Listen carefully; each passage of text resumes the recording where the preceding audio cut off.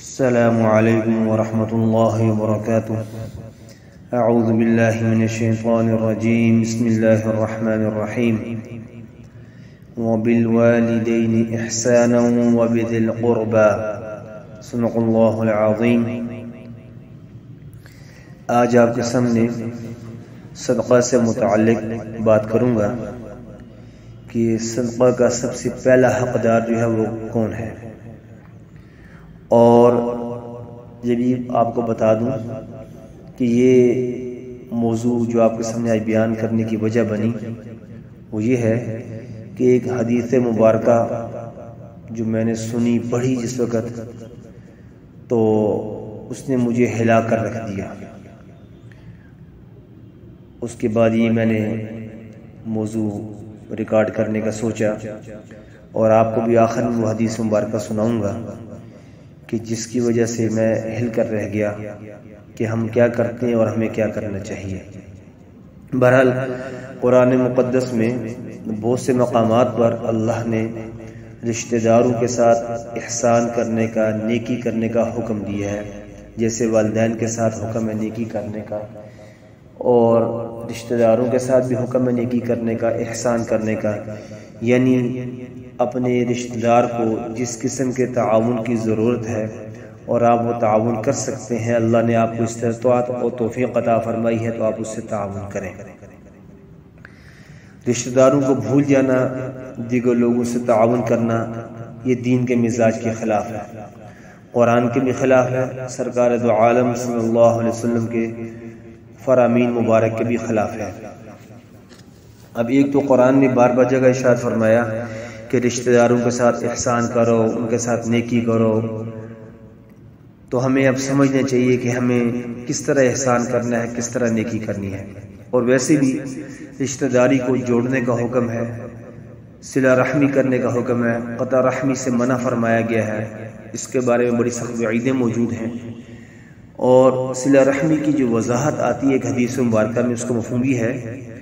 کہ جو تمہارے اوپر احسان کرے تم جواباً احسان کرو، یہ صلہ رحمی نہیں ہے، بلکہ صلہ رحمی یہ ہے کہ جو تمہارے سے تعلق توڑے اس سے تعلق جوڑو، یعنی جو تمہارے سے ٹوٹے اس کو جوڑو، یہ صلہ رحمی ہے۔ تو یہ ہمیں کرنے کا حکم ہے جس انداز میں ہم صلہ رحمی کریں۔ اب بات ہے کہ رشتہ داروں پر خرچ کرنا۔ جن کو اللہ نے استطاعت عطا فرمائی ہوتی ہے ان کے لیے حکم ہے کہ وہ حسب توفیق جو ہے خرچ وغیرہ کرتے رہا کریں۔ اور اسی طرح ایک حدیث مبارکہ میں آتا ہے کہ جو شخص یہ چاہتا ہے کہ اس کے مال میں برکت ہو، عمر میں برکت ہو، تو اسے چاہیے کہ رشتہ داروں کے ساتھ اچھا سلوک کرتا رہے۔ اب عمر میں برکت چاہیے، مال میں برکت چاہیے، تو رشتہ داروں کے ساتھ جو ہے اچھائی کرنی ہے، ان سے نیک سلوک کرنا ہے۔ یہاں تک کہ ایک روایت میں یہ آتا ہے، اس سے ہمیں سبق ملتا ہے کہ اگر رشتہ دار کافر ہوں تو تب بھی ان کے ساتھ حسن سلوک کرنا ہے۔ جیسے کہ ایک روایت میں آتا ہے، اس کا مفہوم ہے حضرت اسماء رضی اللہ تعالی عنہ، ان کی والدہ مشرکہ تھی، جب وہ مدینہ میں آئیں تو انہوں نے آپ صلی اللہ علیہ وسلم سے پوچھا کہ میری والدہ مشرکہ ہیں، وہ آئی ہیں، اب میرے لیے کیا حکم ہے، کیا انہیں میں کچھ دے سکتی ہوں؟ تو آپ صلی اللہ علیہ وسلم نے فرمایا کہ ہاں، ان کو دو، یعنی ان کے ساتھ حسن سلوک کرو، ان کے ساتھ اچھائی کرو۔ یہ حکم دیا ہمیں سرکار دو عالم صلی اللہ علیہ وسلم نے۔ اور اسی طرح ایک روایت میں آتا ہے کہ اس کا مفہوم ہے کہ ام المؤمنین سیدہ میمونہ رضی اللہ تعالی عنہ، انہوں نے اپنی ایک باندی کو آزاد فرمایا۔ جب سرکار دو عالم صلی اللہ علیہ وسلم کو معلوم ہوا تو آپ نے فرمایا کہ بہتر تھا اپنے کسی رشتہ دار کو یہ تم صدقہ دے دیتی، یعنی انہوں نے آزاد فرما دیا باندی کو، لیکن فرمایا کہ بہتر یہ تھا کہ اپنے کسی رشتہ دار کو، غالباً ایک روایت میں آتا ہے کہ اپنے ماموں جو ہیں تمہارے، یعنی وہ غریب تھے، تو ان کو تم جو ہے یہ دے دیتی تو تمہارے لیے یہ بہتر تھا۔ اسی طرح ایک اور روایت میں آتا ہے مفہوم روایت کا کہ حضرت طلحہ رضی اللہ تعالیٰ عنہ انہوں نے ایک باغ جو ہے وہ صدقہ کیا، تو نبی کریم صلی اللہ علیہ وسلم نے انہیں حکم دیا کہ یہ اپنے رشتہ داروں پر جو ہے صدقہ کر دو، چنانچہ انہوں نے اپنے رشتہ داروں پر صدقہ کر دیا۔ تو ہمیں ان دونوں روایتوں سے بھی سبق ملتا ہے کہ رشتہ داروں کو ترجیح دینی چاہیے صدقہ کرنے میں۔ اسی طرح ایک اور روایت میں آتا ہے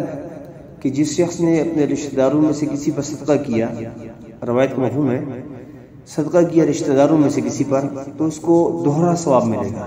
ایک صدقہ کرنے کا اور دوسرا صلہ رحمی کا، یعنی رشتہ داری کا حق ادا کرنے کا۔ تو اب دیکھ لیں کہ صدقہ اگر کریں گے کسی کو دیں گے تو صرف صدقہ کرنے کا ثواب ملے گا، لیکن اگر رشتہ دار پر صدقہ کریں گے تو صدقہ کا ثواب بھی ملے گا، رشتہ داری صلہ رحمی کو برقرار رکھنے کا ثواب بھی ملے گا۔ تو اب انسان خود سوچے کہ مجھے ڈبل ثواب حاصل کرنا ہے، سنگل ثواب حاصل کرنا ہے۔ اور وہ حدیث مبارکہ جو میں نے آپ سے کہا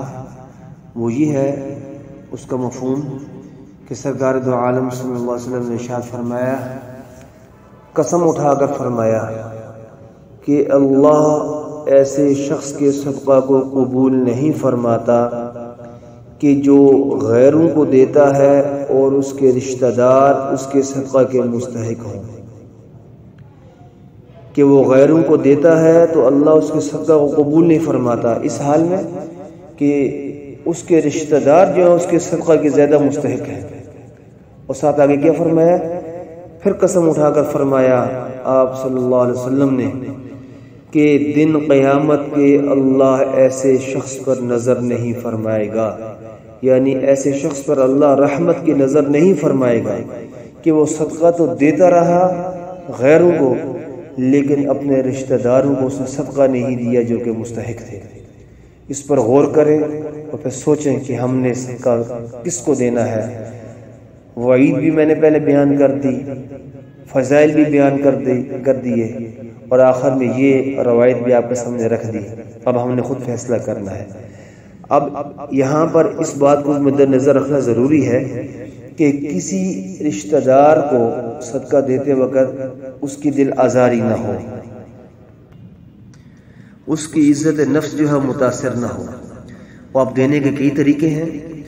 بتانا ضروری ہے ہی نہیں کہ یہ صدقہ ہے، بلکہ تحفہ کر کے دیں، عید کا موقع آئے دے دیں، رمضان کا موقع آئے افطاری کے نام پر دیں، ان کا بچہ کامیاب ہوا، بچی کامیاب ہوئی، پورے گھر کو تحفہ دیں، انعام دیں، دعوت ان کی کریں، اس طرح کر کے ان کو رقم پہنچا دیں۔ یا پھر آج کل دیگر ذرائع موجود ہیں، ایزی پیسہ وغیرہ ہے، یا اکاؤنٹ میں رقم بھجوانا، یا کسی دیانتدار آدمی کے ذریعے بھجوا دیں تاکہ ان کو پتہ بھی نہ لگے، ان کی عزت نفس متاثر بھی نہ ہو، اور اللہ کے ہاں وہ صدقہ قبول بھی ہو جائے۔ یعنی دونوں باتوں کو مد نظر رکھنا ہے، ایک تو صدقہ سب سے پہلے ترجیح دینی ہے رشتہ داروں کو، اور دوسرا اس بات کا بھی خیال کرنا ہے کہ ان کی عزت نفس جو ہے وہ متاثر نہ ہو۔ رب تعالی ہم سب کو عمل کی توفیق عطا فرمائے۔ السلام علیکم ورحمۃ اللہ وبرکاتہ۔